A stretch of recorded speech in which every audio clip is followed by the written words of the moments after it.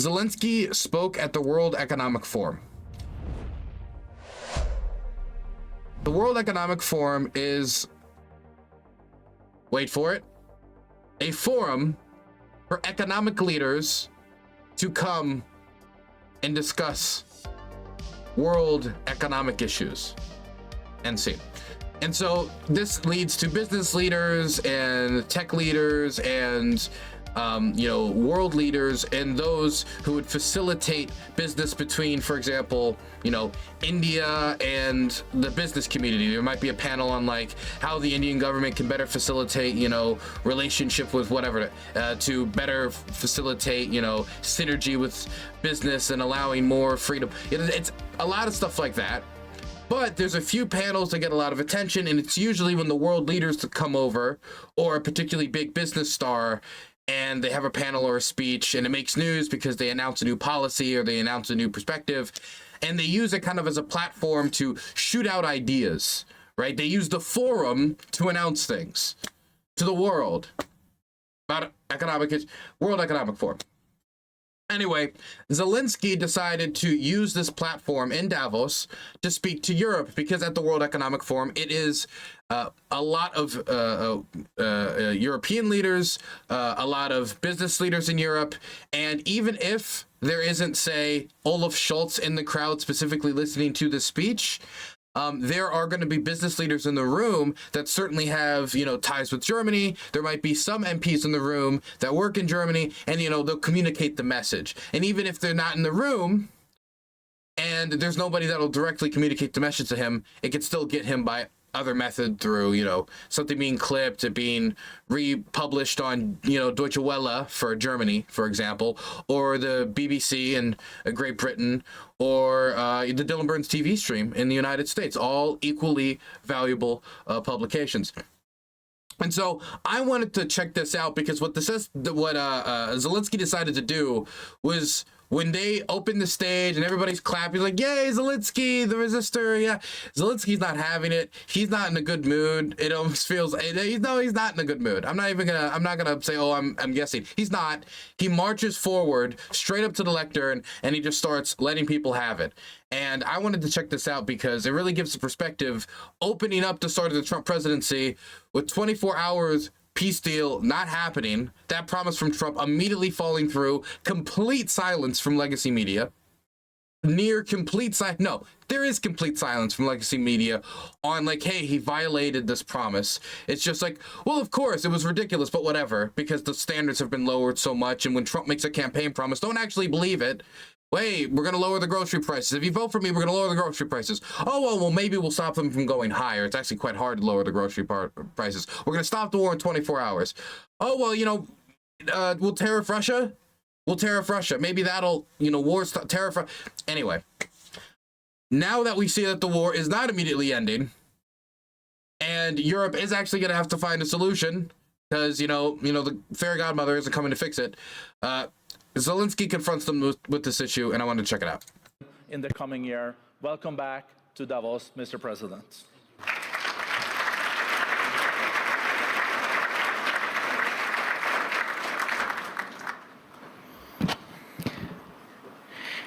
Thank you so much.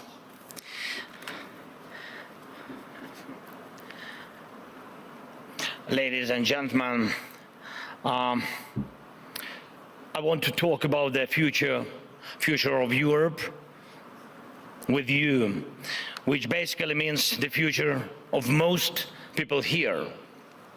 Right now, all eyes are on Washington. But who's actually watching Europe at the moment? That's the key question for Europe, and it's not just about ideas, it's about people, first of all, about how they will live in a world that's constantly changing. 20 hours ago, President Trump's inauguration took place in Washington, and now everyone is waiting to see what he will do next. His first executive orders have already shown clear priorities. Most of the world's now thinking, so what's gonna happen to their relationship with America?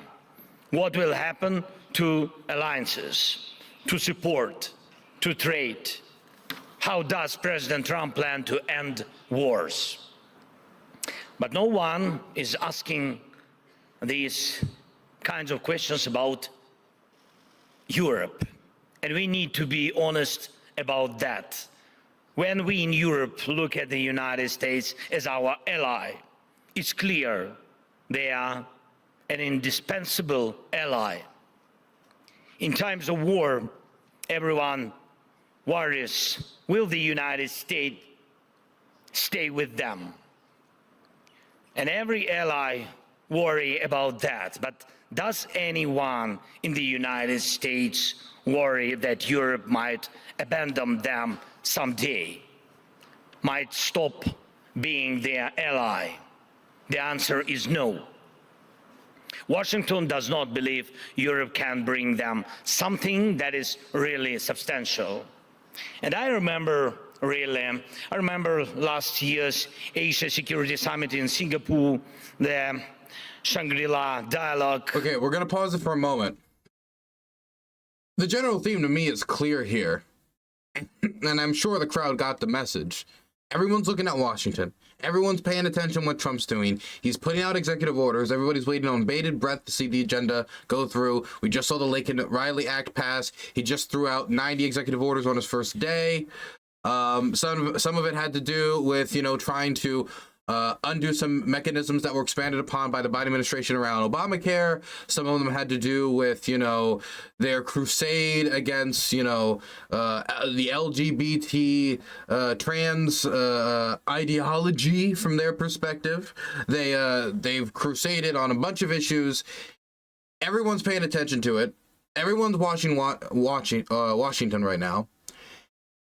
Nobody's watching Brussels. And I understand that's going to be true to some extent, but in this moment, from Zelensky's perspective, you would imagine that Europe needs to show a united front so that it could deliver on continued deliveries to Ukraine, continued aid to Ukraine, that it could show a real wall of resistance against the Russians to make not only Trump believe that they can deliver on the promise of continued aid expansions after, for example, missing artillery deadlines that they had set out, and also to just increase the leverage that Trump is going to believe that he has at the negotiating table, but also to increase the actual leverage that they're going to have at the negotiating table. But both of those things are important, because even if they did increase the actual leverage, but it was not communicated by, say, somebody that's able to communicate well with Trump, like Mark Rutte, which I'm really happy he's working with NATO, considering the former Dutch Prime Minister has been known as somebody that can whisper to Trump better than normal. But while this is all going on in Washington, and the world's watching, and it's all dependent upon what is going to happen in the next step in this war. It's dependent on what's happening in Washington. What's going to happen in Asia is going to happen. What's happening in Washington. And from Zelensky's perspective, considering that Russia is much closer to Europe, and Europe's waiting on bated breath for Washington, Europe should be taking the initiative while it has the ability to. They're the ones that are supposed to be the incumbents. They're the ones that should be able to be prepared for when this next administration comes in. And some are sending some aid packages in unilateral fashion, but because of, for example, Hungarian or Slovak or other individual states vetoing the initiatives of the European Union trying to support Ukraine, and the European Union relying on unanimity to get a lot of these big initiatives done, and therefore compromises needing to be made, long drawn-out processes of negotiation and concessions due to Hungarians. Some would even say, me included, strong-arming processes. It lumbers and slumbers and slows the European actions on supporting Ukraine, to show that they can take the initiative. That's part of the initiative being slow, but it's also due to be quite frank, domestic European chaos.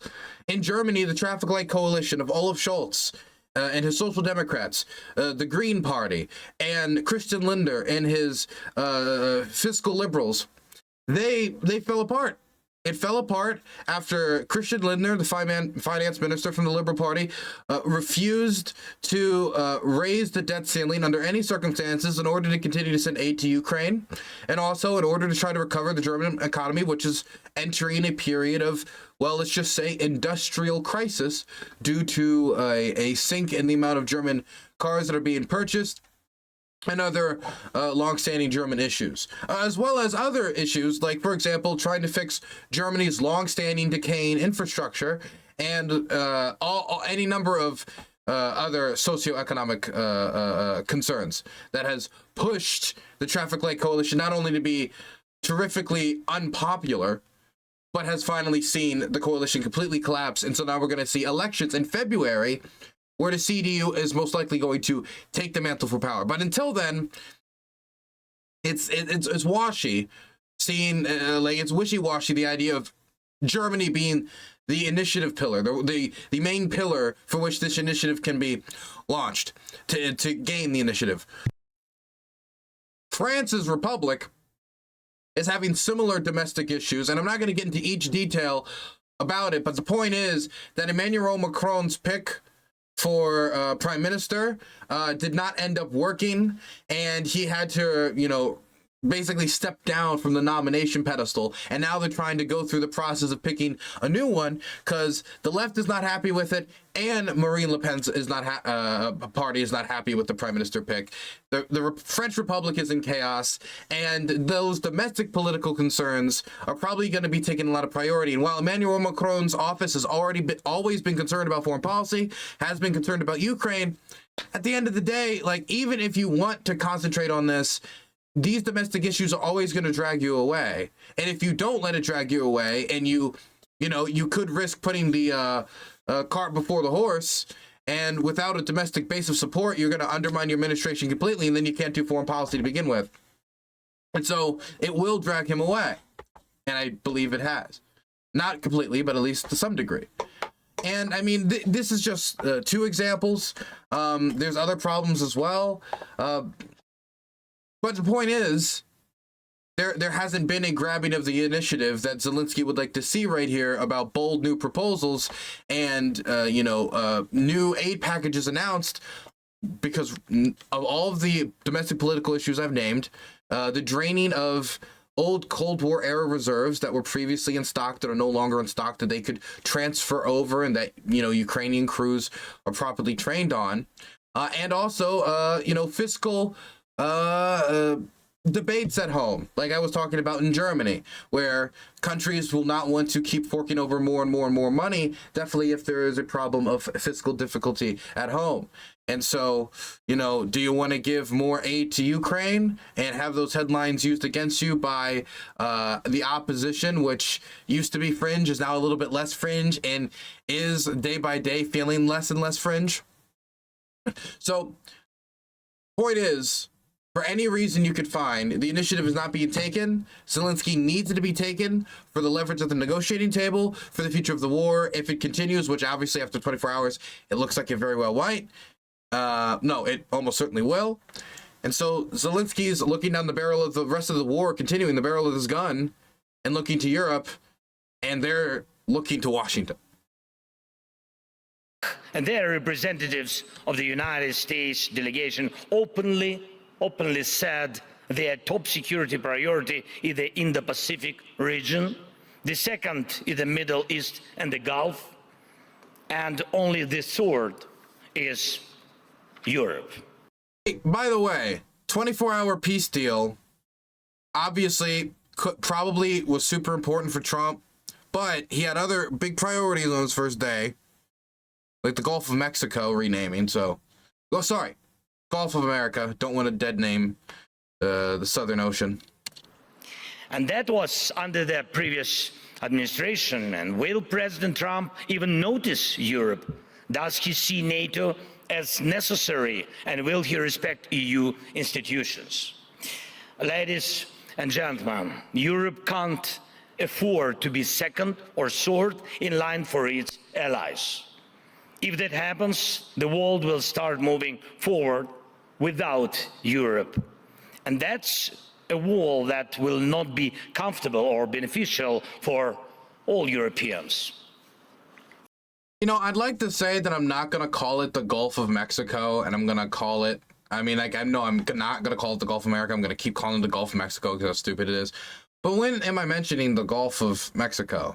How often in conversation the Gulf of Mexico come up? So it's not a declaration I will make because just be performative. Europe needs to compete for the top spot in priorities. See, I will be very partisan about, like, no, I'm not going to call it the Ukrainian civil war. Let's talk about why I'm not going to call it that. But, I can't really take a stand in this one. Sciences and technological development, and we are at yet another turning point. Here's my counter proposal: the Gulf of Haiti. Can we do that? Just the Gulf of General Haiti area. Gulf of Greater Haiti needs to compete for the top spot in priorities, alliances, and technological development. And we are at yet another turning point, which some see as a problem for Europe, but others call a chance. Europe must establish itself as a strong global player. There it is. As an indispensable player. Let's not forget, there is no ocean separating European countries from Russia. And the European leaders should remember these battles involving North Korean soldiers are now happening in places geographically closer to Davos than to Pyongyang. That's a crazy way to phrase it. I mean, it's really hard to sink in exactly the full effects of the North Korean commitments to the war. I mean, there are reports indicating that a near majority, if not a majority, of Russian shells fired in 2024 were of North Korean origin. And considering that the Russian war planning is heavily dependent upon, and Russian advancements is heavily dependent upon artillery superiority on all parts of the front, the contribution to the war effort cannot be understated. Gulf adjacent to the Bermuda Triangle. Okay. Gulf of Greater Puerto Rico. See, if Trump called it the Gulf of Puerto Rico, I might go for it. I might go for it. Okay. But my point is they're advancing on, when they're able to advance on the front is because they're pushing on all these fronts, and the Ukrainians can't concentrate troops in one area. All the troops are all their best troops, all defensible troops in one area to defend because they're pushing everywhere, so they have to spread them out. And the troop dominance and artillery dominance allows them to push forward in some areas after trying again. Now that comes with high casualties, but that does allow them to push forward. But this is dependent upon large amounts of artillery. If they did not have those large amounts of artillery, then they would not be able to push forward, or if they did, it would have to be an even drastically higher casualties, meaning drastically higher costs for new recruits, and possibly another wave of mobilization that would not be politically popular in Russia, and is coming down the barrel, whether they like it or not, if this war is going to start being a question of, so what's it going to look like in 2026? If that's a realistic possibility, and depending upon, what happens in the next month or two, that might be where the conversation shifts to. Dylan, did the oil spill happen in the Gulf of America? Stop trying to bring it up so I have reasons to mention it. You threw me off my train, man. You were a train robber. You came in, cowboy hat on top of your head, bandana drawn up towards your nose, revolver out, rusty and such, pearl grip, bashed me over the head and threw me over the side. I don't even remember the point I was getting to. Thank you very much. Russia is turning into a version of North Korea, a country where human life means nothing. But they have nuclear weapons and a burning desire to make their neighbors' lives miserable. Even though... Oh, my point was, like, the North Korean contribution there is massive. And now, with the addition of personnel, and I'm just talking about artillery. I'm not even talking about the artillery systems themselves, which have been sent. We're seeing North Korean artillery systems. We're seeing other versions of North Korean vehicles in the country. And now, of course, we're seeing personnel in Kursk, which frees up Russians to go into other areas, and we're seeing them participate in what looks like assaults on Ukrainians. So not only are they taking defensive positions in Kursk, holding positions, but they are going on the attack in Europe. And so when Zelensky mentions that the European, these battles happening with the North Koreans are much closer to Davos, where they're speaking, it's much closer to Brussels than it is Pyongyang. He's trying to bring the proximity of North Korea's involvement in his country in the invasion to the rest of them, because it has been consequential in allowing Russia to have the gas to continue the war for 3 years. If they didn't have those shells from North Korea, maybe they could have tried to scramble and get some shells elsewhere, but it would have been difficult to get the stream. It would have been difficult to get the production up and running, because the scale of artillery production that would be necessary is just not happening in many places around the world. Funnily enough, it's actually happening also a little bit in South Korea, but that's a whole other question, eh? Point is, he's trying to bring that threat to Europe, because if it's successful, if this relationship between North Korea and Russia is successful, what's the chance that it expands? On one hand, the Russians could go into a period of slumbered recovery because they've cannibalized the commercial banking sector. They've spent a large amount of their reserves.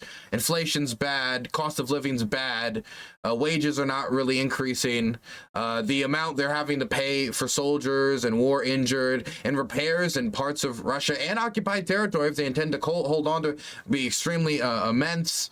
The rebuilding of the armed forces is going to take priority. But if the rebuilding of the armed forces is going to take priority, that relationship could continue. And if the Russians believe that this was a successful project, then why wouldn't they use North Korean recruits who have now fought in Kursk, dealt with drones in the 21st century, unlike a lot of other European armies who have never dealt with that on the battlefield before against them, are going to be used in other locations that could be useful to the Russians.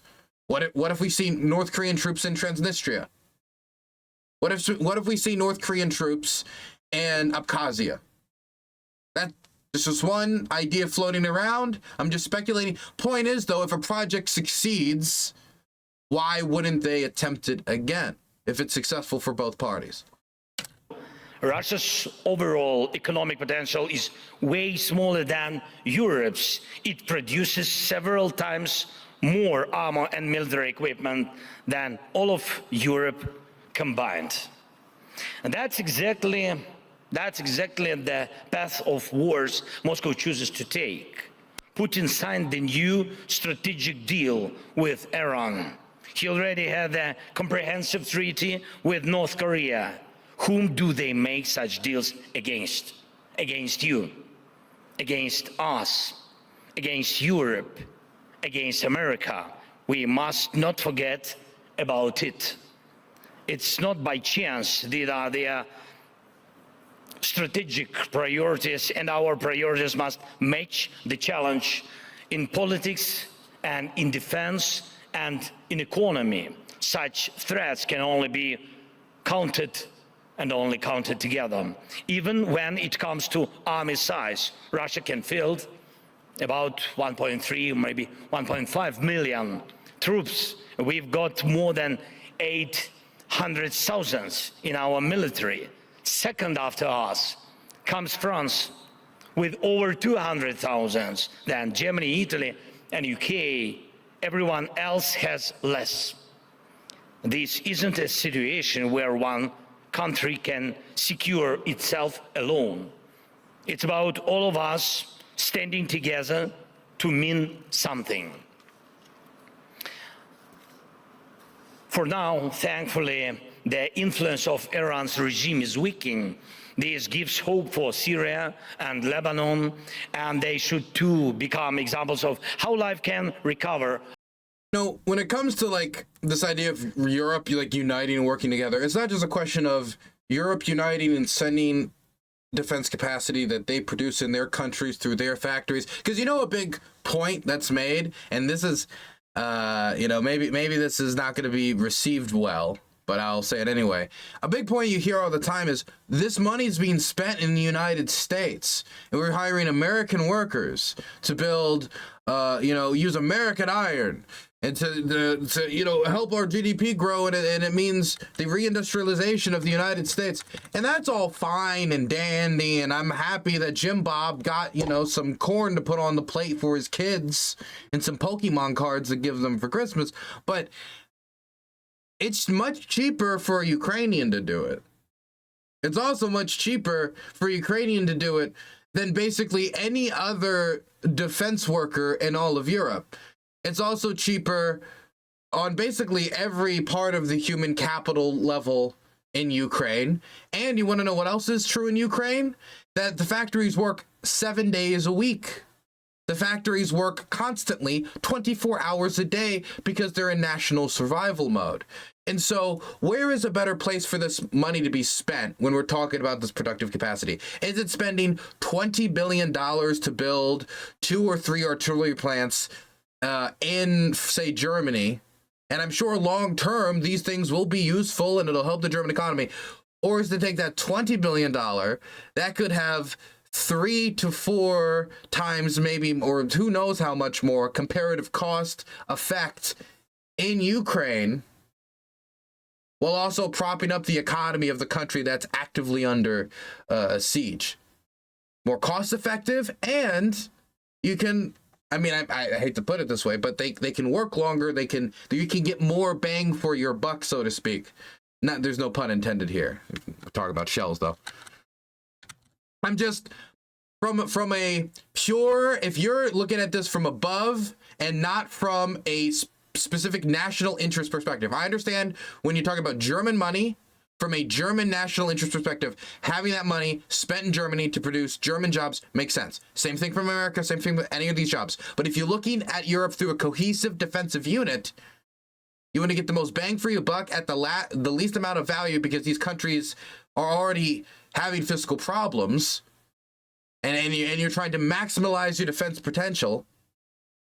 This is a discussion that needs to be talked about. The comparative costs of this money being spent to produce stuff in Ukraine, which is much closer to the fighting anyway, than in, say,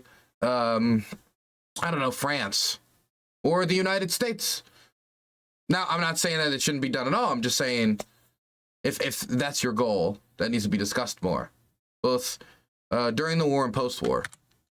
After war, and Ukraine is already stepping in to support the new Syria. Our minister. By the way, you'll see people express this lot. I'm not like a genius here for bringing this up. Okay, there's many other people have brought this up, including officials in the Baltic states that will gather like a few $100 million for like a drone fund, or $10 or $20 million here or there, or wherever they could scrape up for a drone fund, and send it over to Ukraine for drone production, because they understand that you're just going to be able to produce the drones over in Ukraine much cheaper, and you're going to be dealing with people who work with this stuff all the time. So spending that time that money producing drone factories at home might not be the most effective way of using it if the goal is to win the war or defend Europe as a united whole versus just Estonia, Germany, France, etc. as an individual national unit. Ministers have been to Damascus, and we've launched a food aid program for Syria called Food from Ukraine. Also, even the defense companies agree. This is a good point by Merkovka in chat. Rheinmetall is building a munitions plant in Lviv, because one of the biggest counterances to this has been, but there's a risk. There's a risk to building these factories in Ukraine because they can get bombed, which is true. But also, companies like Rheinmetall are starting to make those bets anyway. And Ukraine is going to be in the future of European defense procurement in some manner. And so it would make sense to get the jump on this while it's most needed right now. And look, if you want me to argue that they should get more air defense systems to protect these plants, I can do that all day. But you guys have already heard that point a million times. It would probably make it easier for this process to take place and what I'm discussing to happen if these companies did not feel like their factories would go kaboom due to, having the proper amount of air defense systems. But that's a question of, availability. There's always more that can send. I swear, if you look around, you can always scrape together a few more. But this is also a question of production capacity, because these are, high-cost air defense systems That's why people are so excited about, like, ooh, you know, if we get this laser system to fire down the drones. People talk about that stuff all the time. It's also why for shooting down drones, they really like those, I forget what they're called, but these German anti-air vehicles. I think it's 4 or 6 guns, one next to the other, one here, one here, one there, one there. I forget what they call it. But those have been praised a lot. Yeah, Gepards. Yeah. That's what they're called. Food aid program for Syria called Food from Ukraine. And we are getting our partners involved to invest in these delivers and in building food production facilities. And Europe could totally step in as a security donor for Syria. Time to stop getting headaches from that direction. And Europe, together with America, should put pay to the Iranian threat. Next, right now, it's not clear whether Europe will even have a seat at the table when the war against our country ends. And we see how...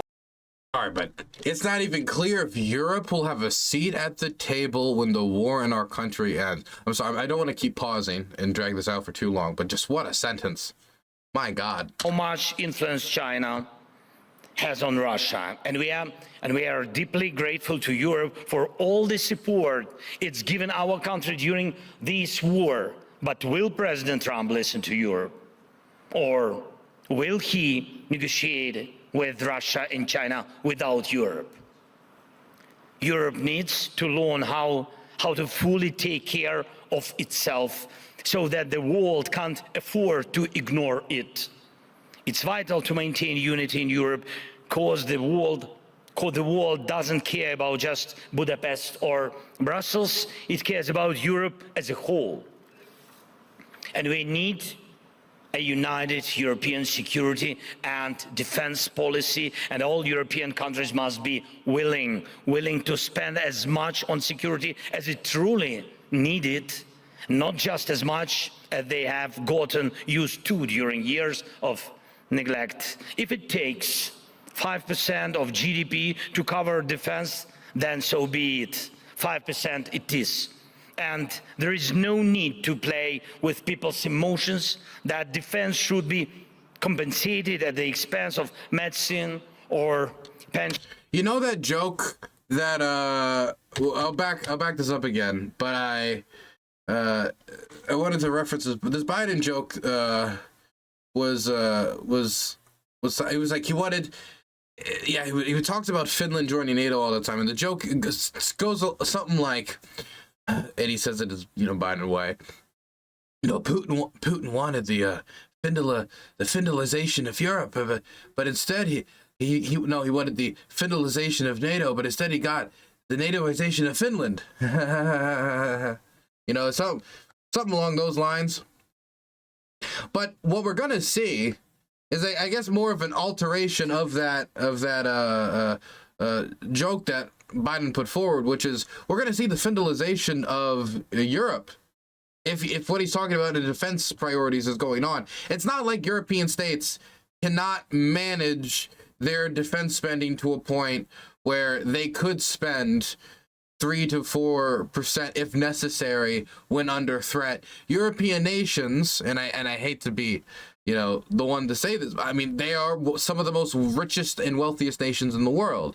And that's not to say that they have endless bounties of wealth. It's just to say that the most basic responsibility of the state is to protect its citizens. And if it cannot do that through artillery shells and tanks and, you know, through physical force, then that threat of not only that direct threat to your citizens, but the threat of that being loomed over your nation's head to get concessions, whether it has to do with commercial rights, trade issues, issues of territorial sovereignty, or any other issue. And so, I mean, that to make sure those two things don't happen to you should be like one of the first priorities of the state. And so if it does take that, or at least for a temporary period until a threat has subsided, then it takes that. I don't know if the number is going to be 5%. I think Zelensky might be beating his chest here. This is the number Trump threw out there, so I think Zelensky's taking advantage of jumping on the number. What I heard is that they're aiming for 5% as the scary number, GDP spending, so then the European nations will settle for 3.5%. And so that there'll be an increase, but it will not be the 5% increase that Trump has hinted at, and now Zelensky's pushing at right here. Either way, Canada's still going to miss it by 1.5 miles and a long shot, no matter how much time you give them. GDP to cover defense, then so be it. 5% it is.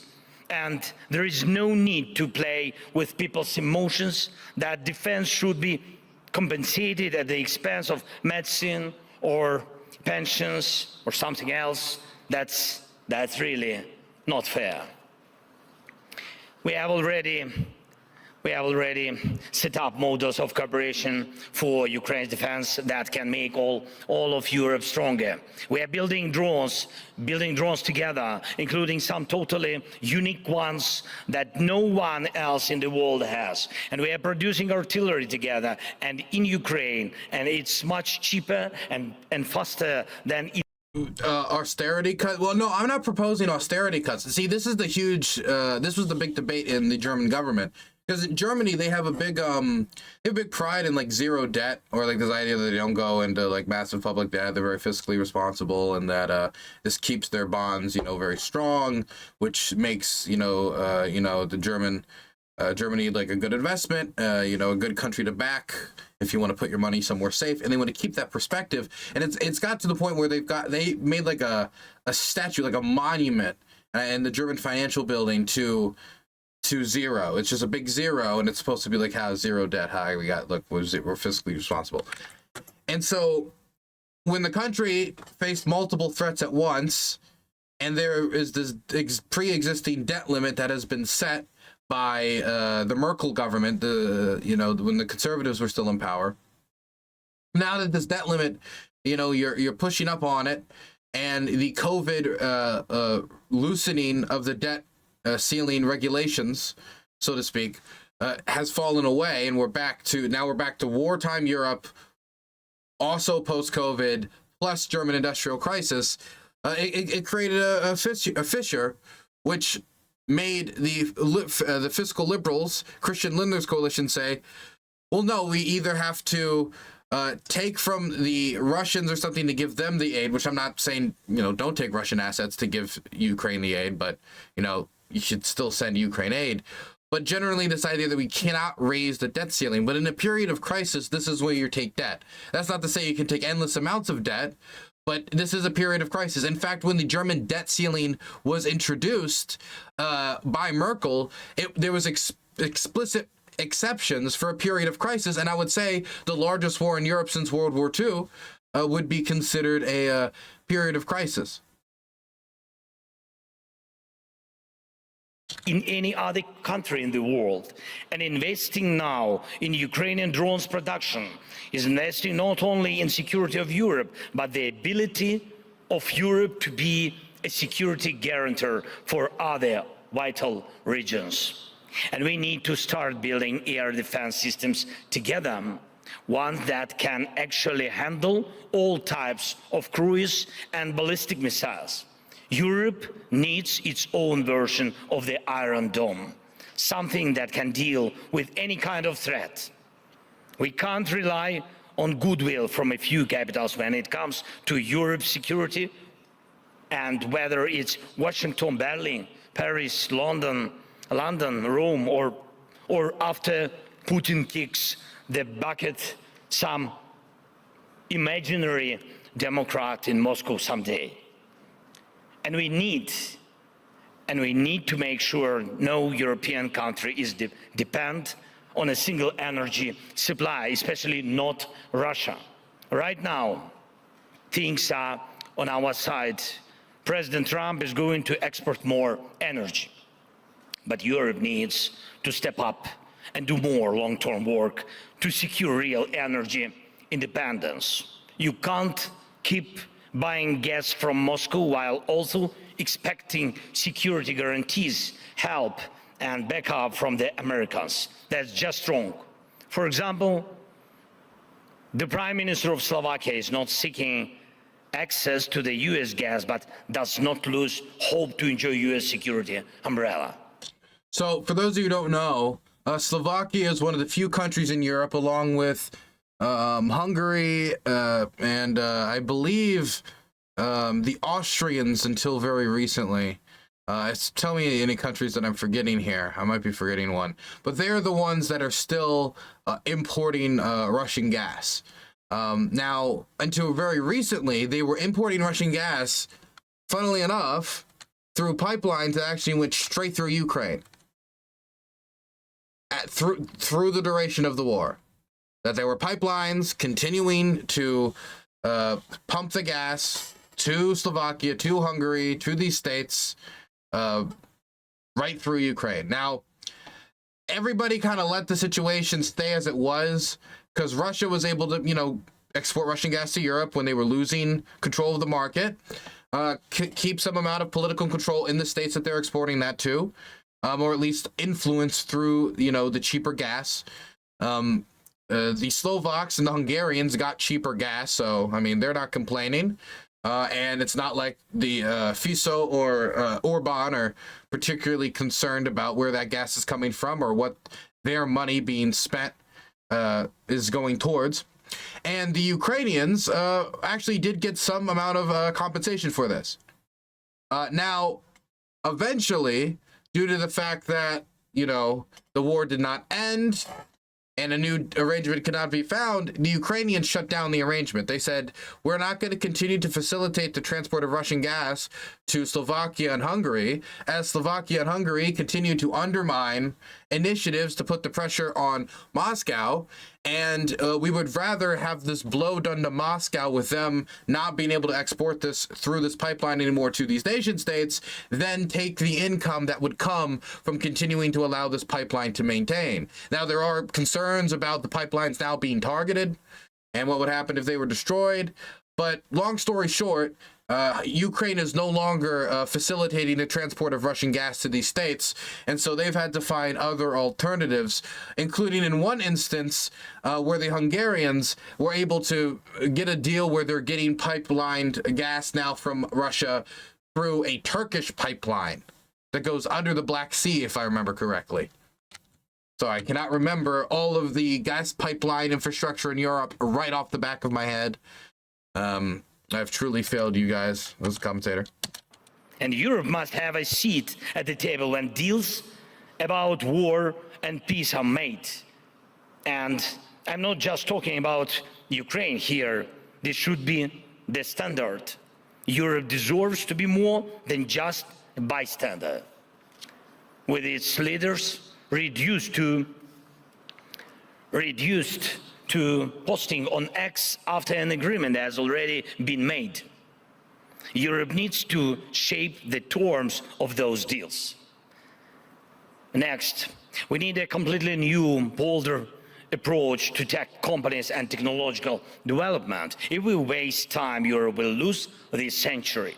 And now Europe is falling behind in the development of artificial intelligence. Already, TikTok's algorithms are more powerful than some governments. Already the fate of small countries. Oh my God, is that true? I haven't thought about that. I was about to just say, what a line. Already TikTok's algorithm is more powerful than some governments. I guess inherently, you're talking about like a small island nation state of 30,000, 40,000 people. I guess that'd be true. When it comes to like attention, yeah, public attention. But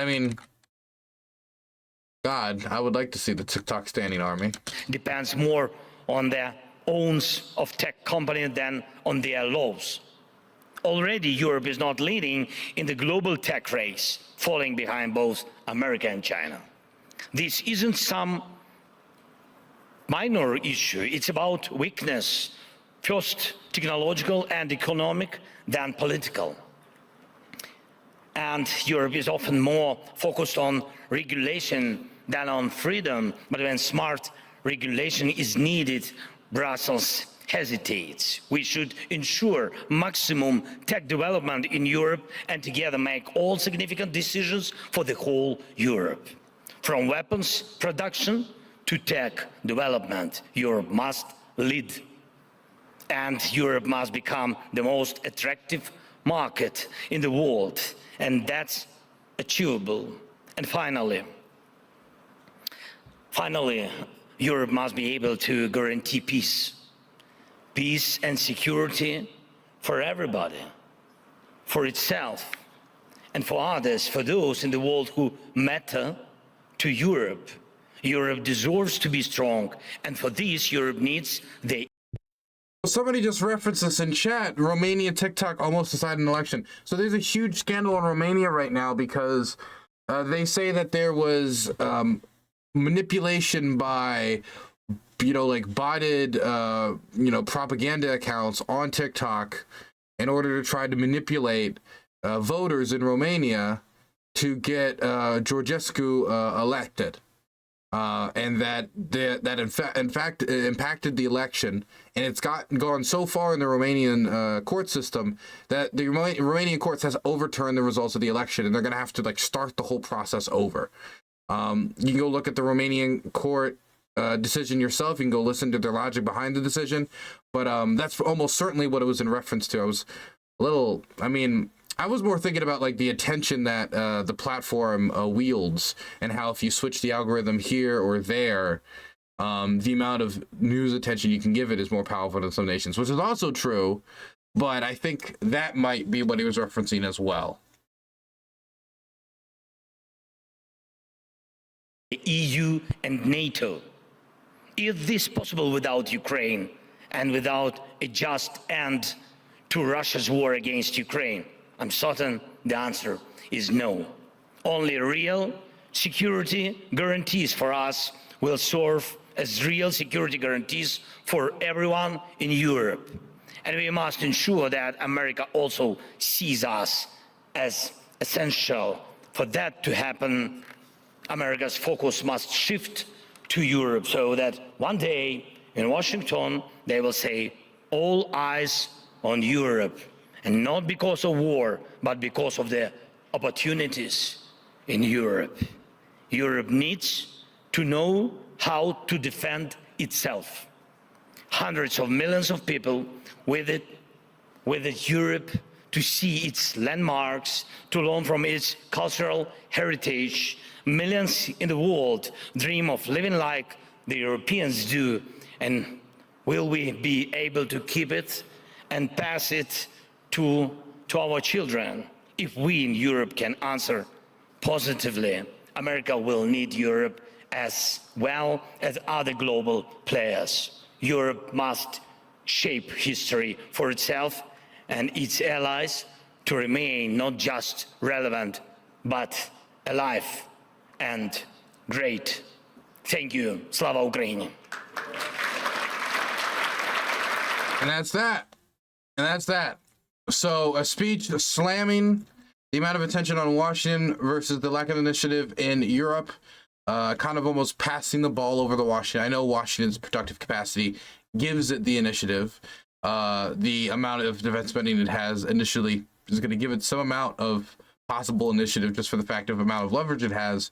But a slamming critique of the lack of action and initiative taken around this process, and the fiscal decisions when it comes to defense spending, versus saying that they're doing what they're comfortable with versus what is necessary, as defense is the #1 priority of the state. He didn't say it that way, but that's what the point he was generally getting across here. This was pretty. While he didn't concentrate on any specific leader, like say Olaf Scholz said that, or Macron, or the Slovaks were the only country he actually named, I believe, individually, but that's almost certainly because the Fiscal is doing whatever he can right now to make sure that the country can rely on Russian imported energy product. I think that right now, what Zelensky wants most from Europe is a united front for talks with the United States and a good show of initiative.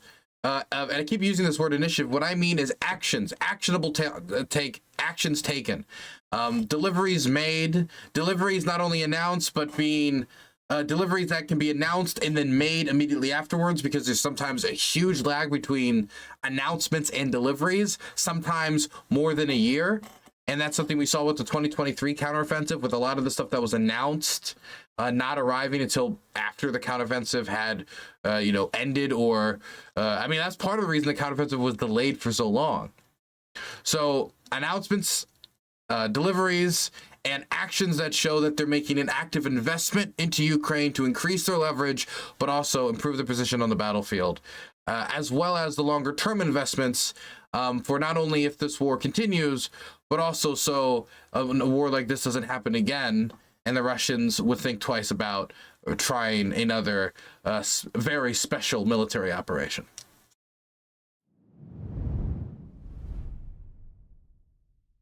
You're never happy, Danabo? That is true. Like with today's overlay. Anyway, let's get started.